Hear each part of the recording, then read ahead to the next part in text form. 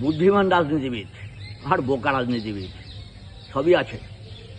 আমি আজকে তিনটে বোকা রাজনীতিবিদের কথা বলবো। তিনটে বোকা। এক নম্বর হচ্ছে রাজীব বন্দ্যোপাধ্যায়।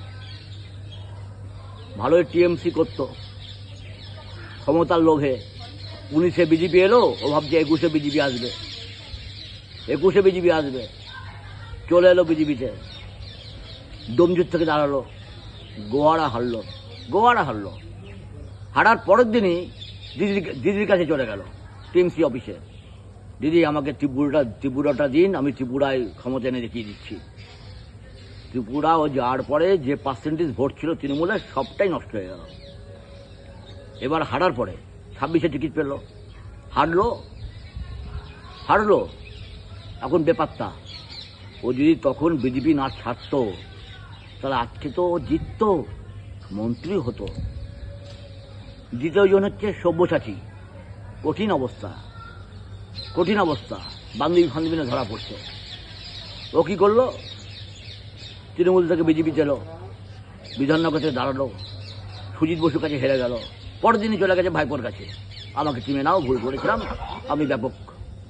ওকে দিল সিট, হেরে গেল, টিএমসিতে ফের হারলো। হেরে গিয়ে এখন কি অবস্থা? ডিম খাচ্ছে, জুতো খাচ্ছে, চটি খাচ্ছে, ফলে সব খতম। সোনা দানা টাকা পয়সা যা আছে সব গায়েব, কিছু করার নেই। এবার একজনের কথা বলবো, বিজেপির কঠিন সময়কার সৈনিক জয়প্রকাশ মজুমদার। বিজেপি সম্মান জানিয়ে করিমপুর উপনির্বাচনে দাঁড় করালো, হেরে গেল করিমপুর থেকে। শুধু হারেনি, পিছনে একটা মস্ত বড় লাঠি খেয়েছিল, কচুবনে ছিটকে পড়েছিল। তারপরে বেচারা তৃণমূল এলো, এবার তো টিকিট পাইনি, ও ছেলেকেও টিকিট দেয়নি। কি হলো? ওর বউকে মার খেতে দেখলাম, বউ মার খাচ্ছে, ও মার খাচ্ছে। তাহলে এই জয়প্রকাশ মজুমদার জন্মলগ্ন থেকে বিজেপিতে আছে, ওর কি দরকার ছিল টিএমসিতে আসার? আজকে এই তিনজন বোকা রাজনীতিবিদের কথা বললাম। সুতরাং রাজনীতি করতে গেলে ব্রেন লাগে, বুদ্ধি লাগে।